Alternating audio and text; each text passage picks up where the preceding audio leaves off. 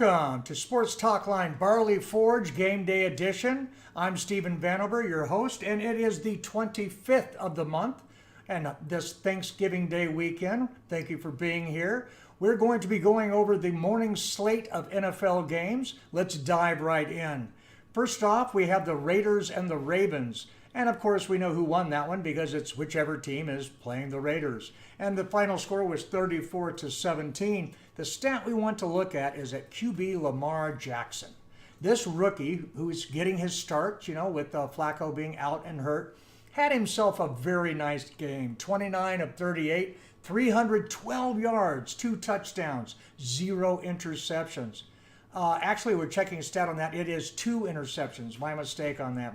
And what's important here is he followed this up also with 11 attempts on the ground, 71 yards, and added another touchdown there. The interceptions are going to disappear as this rookie gets some experience under his belt. The important thing for the Ravens is this guy can bring the offense, and he can win games for you. That's what they need to be hearing. Next up, we have the Jaguars and the Bills. And I tell you what, this is a really fun game, mainly because of Jalen Ramsey, arguably the best defensive back in the NFL, playing on the most talented defense in the NFL. You might notice I didn't say it was the best defense because they're playing like shit this year.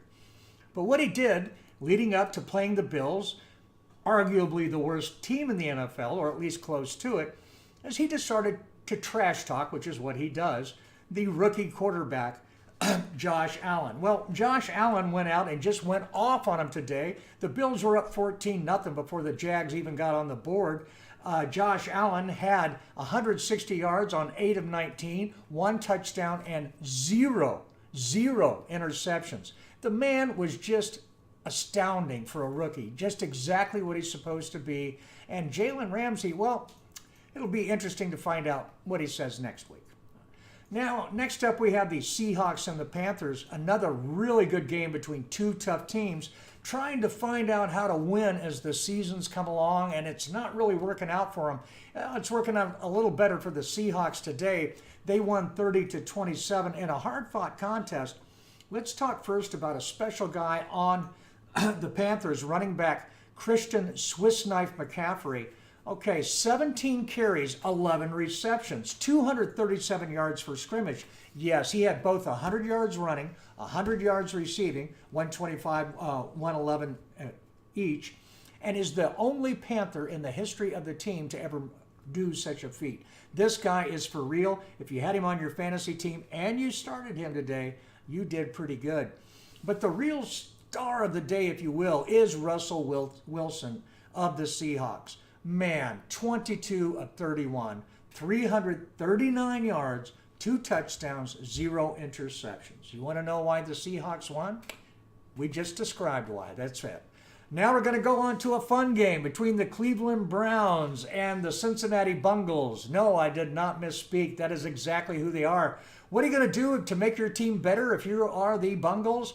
You're going to hire the head coach that we just fired by the Browns, Hugh Jackson, and make him an integral part of your assistant coaching staff, because that's going to make you better and give you an insight on how to beat the Browns. Well, that didn't work out. They were down 28-0 before the Bengals actually got on the board.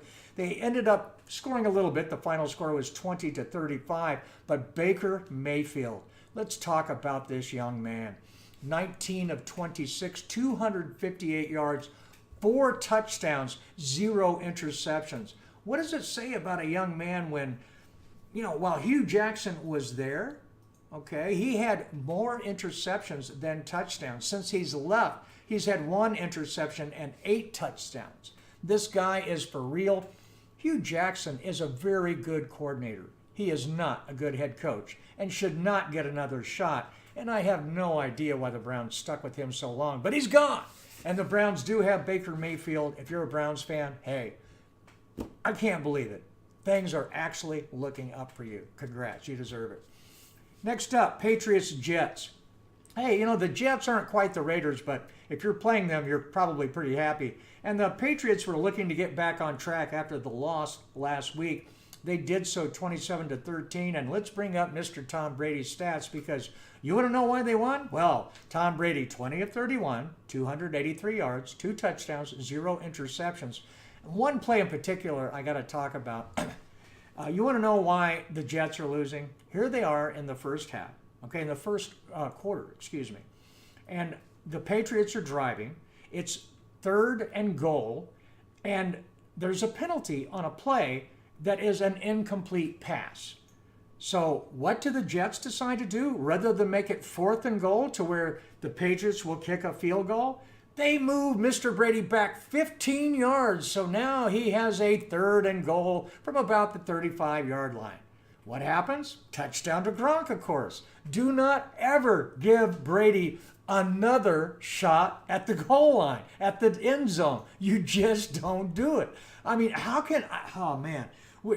There's a guy that writes for Pro Football Talk Line, goes by the name of Hobbs. And he says it over and over again, fire Todd Bowles. Hey, man, I got to agree with you. That was just a horrible job. They deserve to lose. And I have to give a shout out to Sonny Michel of the Patriots, 21 carries for 133 yards and a touch. Man, rookie, you're doing well. Let's get on to the next game, Giants and Eagles. Let's bring up Saquon Barkley. And man, another inept team. The Giants were up for most of this game. They had the Eagles on the ropes. Eli Manning was outplaying Carson Wentz. They had Saquon Barkley going 13 carries, 101 yards, 7.8 average, 2 touchdowns. And they only gave him 13 carries? How can you be up most of the game and only give this guy 13 touches? Man, that's just mind-blowing. Instead, they kept giving Eli Manning the ball.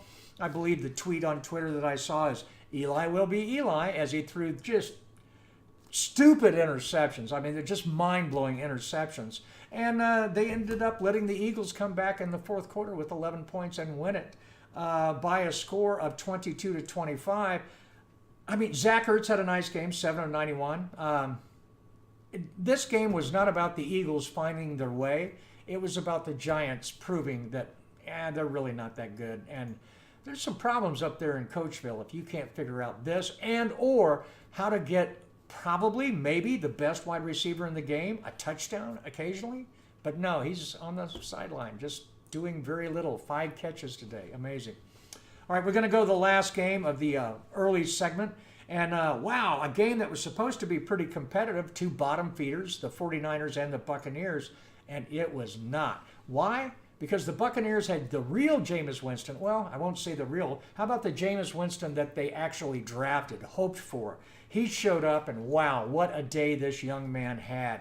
Jameis Winston went 29 for 38, 312 yards, 2 touchdowns, and no interceptions. This after he was dishing out interceptions like they were mom's pie, and he had a whole raft of them behind him. This guy didn't see an interception he wouldn't throw and didn't like and do it twice. Now, all of a sudden, after being benched for a couple games, I think the lights come on a little bit. Let's see if it stays on. If it does, the Bucs are a viable team. It's that simple. But if Jameis Winston relapses into his Eli Manning wannabe mode, well, then the Bucs are just another loser on the bottom of the heap. For the other side, the 49ers, wow, I was hoping for a little better. I really was. They had the young QB there, the UDFA coming back, and I was really hoping for that Mullins would have had a better game. He didn't have a super bad game, but 2 interceptions when you're trying to bring your team back and you have some talent issues.